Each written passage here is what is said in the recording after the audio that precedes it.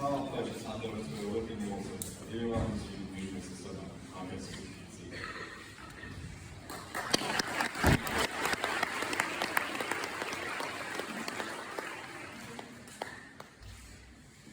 We never expected to get to 3,500 listeners in 5 months. Then again, I know we'll get to 1 million by 2025. 5 years ago, I first stepped into CRGS. I knew no one. I was alone and terrified to start this new chapter of my life. But I knew one thing. I was going to make a name for myself, in a good way, and that way was sport. I've had a love of sport ever since I was a little girl, influenced by my incredible family. And from year 7 to year 9, netball took over my entire life.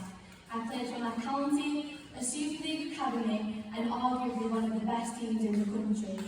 It was my identity, it was who I was.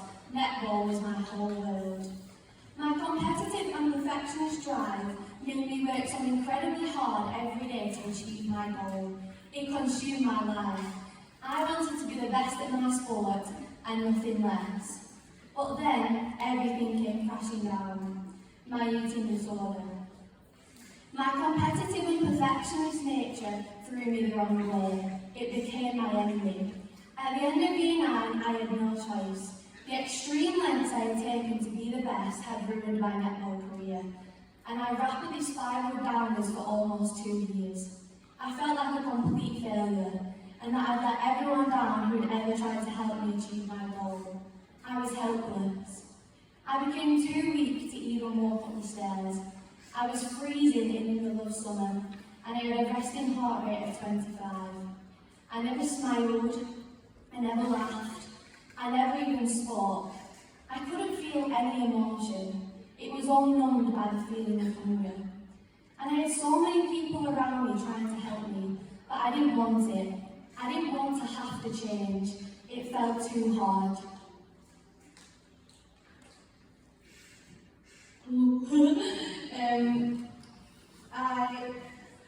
sorry.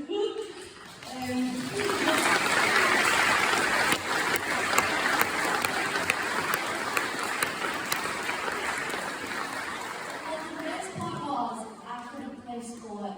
I couldn't even look at a netball because all those feelings of failure came rushing back, and those feelings started to present themselves in every aspect of my life, especially at school. I failed all but 1 year 10 mock because I had no strength, I couldn't focus, and I had zero confidence. But I didn't want that to be my life. This was not going to be how my story ended. I didn't just want to survive, I wanted to live. But the biggest thing I had to accept was that no matter how many people I had trying to help me, no one was going to change my life for me. I had to change. And the resilience I built through playing sport pulled me through. This was my turning point. I knew it was going to be far from easy, but I was willing to fight every day to change my story. And coming out of my experience, all I wanted to do was help people. I found a voice that saved me, and I knew it could do the same for others. And so the Schoolgirl podcast was born. My mum came to me with this idea and she said, "Liv, we're starting a podcast." And I said, "No, I'm not doing that." And that answer came from a place of fear of failure. Who's going to listen to it? People are going to think I'm weird. I've got GCSEs in 3 months. But Mum said, if we don't do it now, we'll never do it. It doesn't have to be perfect. Not everything has to be planned out, just start. So we bought a microphone and we sat in our tiny cramped office and pressed record. The first episode was recorded about 10 times because I didn't like the sound of my voice or the topic of conversation, and that list went on and on.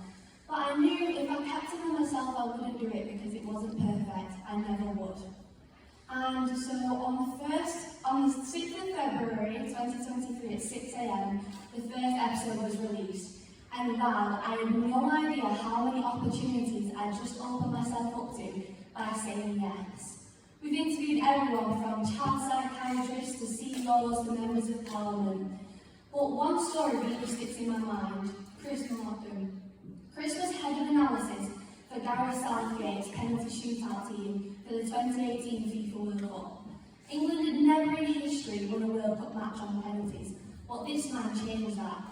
and I really connected with him. Chris was told he couldn't take PE at A-level because it's not what universities wanted, and I've also been told the same thing many times. But just like Chris followed his heart, so did I, and PE was the first option I wrote on my college sheet. But why should you listen to our podcast?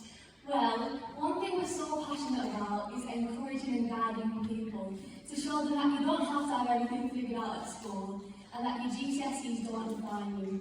There are so many opportunities we don't learn about and job titles we didn't even know existed because we just get taught about the typical, the doctors, the lawyers and the hairdressers, but there's so much more than that. Also, we're just very authentic and honest people. We don't sugarcoat things or pretend to live a perfect life.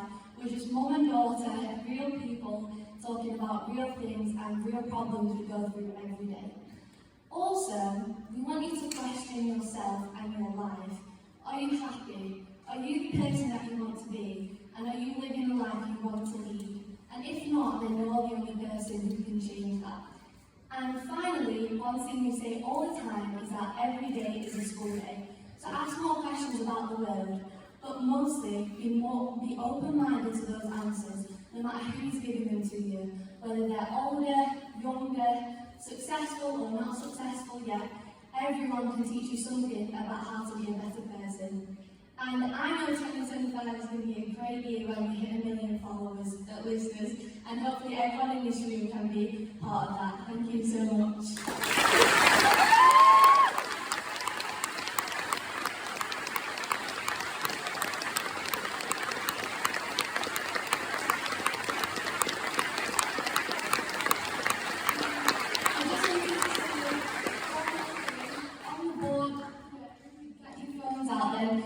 Scan this QR code on the board, which will take you straight to our podcast. And in the top right-hand corner will be a little plus button so that you can follow it, so you'll get a notification every time we post an episode at 6 a.m. in the morning. And if you've not got an Apple phone, on Spotify you can just search up the School Room with Jane and Liv and follow us on there. Thank you.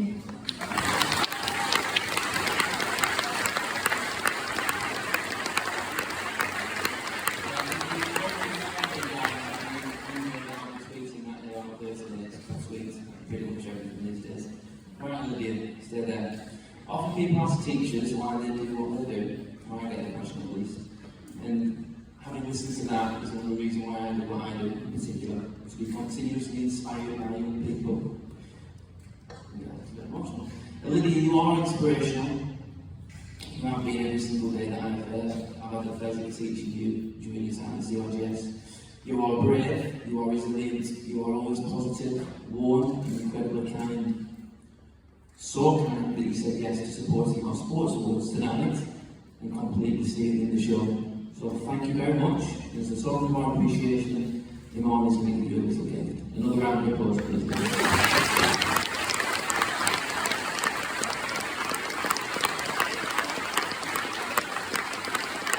Let's give them